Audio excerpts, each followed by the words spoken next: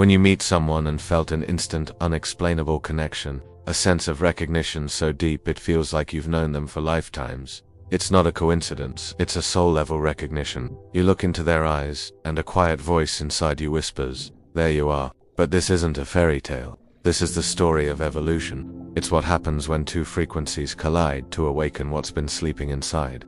This person, this shadow mate, doesn't arrive to complete you. They arrive to reveal you. Their presence calls forth everything you've hidden, everything you've forgotten, everything that's still unhealed. The connection feels electric because it's encoded with truth. The pull isn't just emotionally, it's energetic, spiritual, cellular.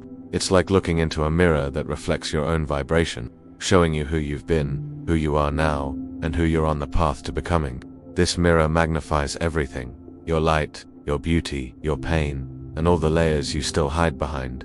At first, it's euphoric. The synchronicities are undeniable, the chemistry magnetic. It feels like two stars remembering the orbit they once shared. You feel seen, felt, and truly understood in a way you never have before.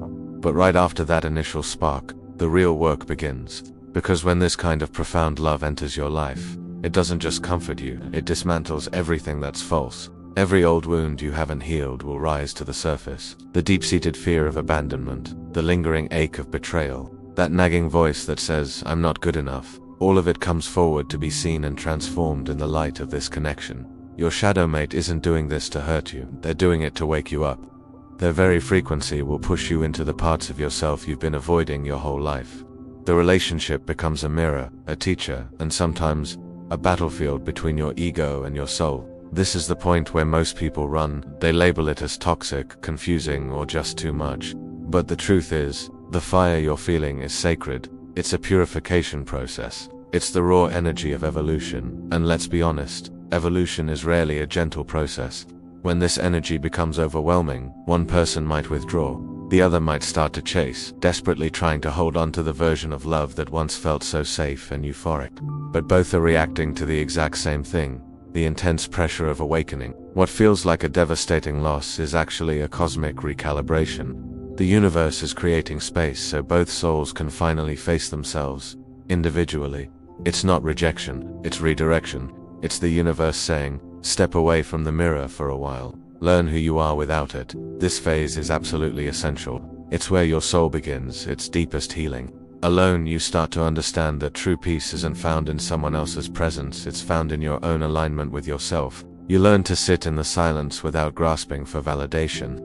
You discover the incredible power that lies in solitude, in grounding yourself, in simply breathing. You realize that healing doesn't come from trying to fix another person. It comes from remembering who you are. And then, slowly, something incredible begins to shift. You no longer need to reach for their flame to feel alive, because you're starting to light your own. You stop chasing warmth and begin to become it. This is what it means to truly ignite your inner flame. It's not just a spiritual cliche, it's the moment you awaken your own inner fire.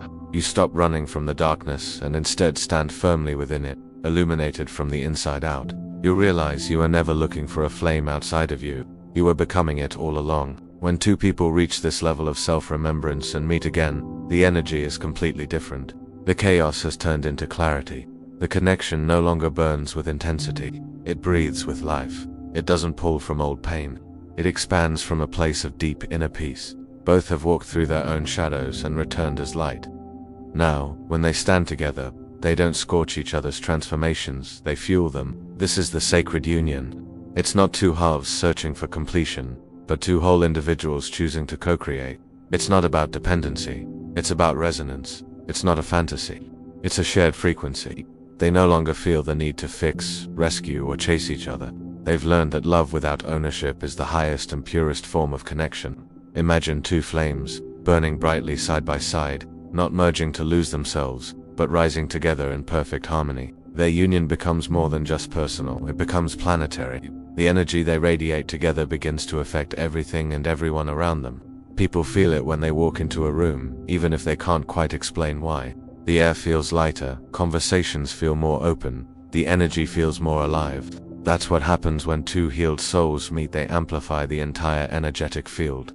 Their love becomes a vibration that heals, inspires, and reminds others what truth really feels like. They don't need to speak it.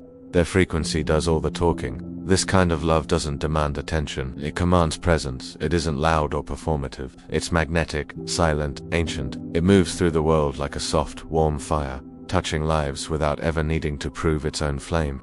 The purpose of this union is far greater than romance.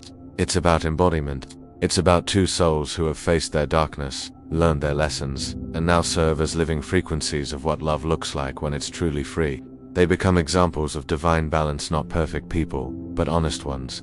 Not flawless partners, but conscious co-creators who understand that love isn't about comfort, it's about clarity. When two people reach this stage, their energy ripples outward. Their union becomes a form of service, not by preaching, but simply by existing in alignment. Others feel seen around them. They feel safe to heal, to question, to evolve. That's the power of resonance. It activates others without even using words. A flame doesn't need to convince the room that it's light. It just burns, and the darkness shifts on its own. And that's the evolution of the shadowmate journey. It was never about finding your other half or chasing the high of a cosmic attraction. It was about becoming whole through reflection and rising into your own authenticity. You learn to stop labeling it as loss when someone pulls away. You learn to see that separation as sacred space. You begin to trust that the universe knows what it's doing, that every silence, every lesson, and every heartbreak was simply refining your frequency for what was meant to come next. Because when love returns after healing, it's no longer a storm, it's an atmosphere. It's not about survival anymore. It's about expansion. You can finally stand in the fire without being consumed, because you've become the flame itself. You no longer burn each other's transformations. You illuminate them. You become each other's witness, not each other's wound. And when two souls reach that stage of mastery, their love starts to mirror the divine, unconditional, spacious, and alive. They become channels for something far greater than themselves. Their connection no longer belongs just to them, it belongs to creation itself. It radiates outward, touching lives, awakening hearts, and shifting timelines. This is the real alchemy, to sovereign souls choosing union, not from a place of need, but from an overflow of love. A love that doesn't imprison but liberates. A love that doesn't consume but creates. A love that doesn't fear endings, because it knows the flame never truly dies, it just changes form. So, you see, the goal was never to find a twin flame or a label to cling to. The goal was to become the flame, to master your own frequency so deeply that when you meet another who has done the same, the world around you simply lights up. The journey of shadowmates isn't about perfection, it's about purification. It's the path from chaos to clarity, from dependency to divinity. It's remembering that the fire within you was never meant to destroy you, it was always meant to transform you. And when two flames meet in that truth, they don't burn each other to ashes, they rise, together, into light. Thank you so much for watching. If this resonated with you, please consider liking this video and subscribing to our channel for more content like this. We're grateful to have you on this journey with us. Peace, strength, and divine light.